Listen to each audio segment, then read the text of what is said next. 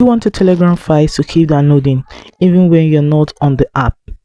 Hi, welcome to Glide Tech YouTube channel. My name is Felicia.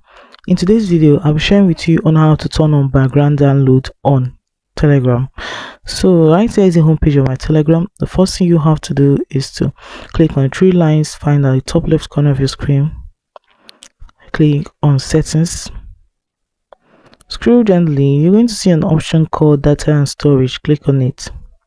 So right here you're going to see an option called automatic media download.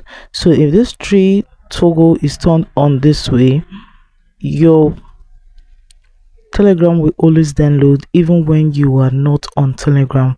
It's going to keep downloading files even when you're not on Telegram. So guys, let's see on how to turn on background download on Telegram. If this video is helpful, please do well to like, comment, share and subscribe. Thanks for watching.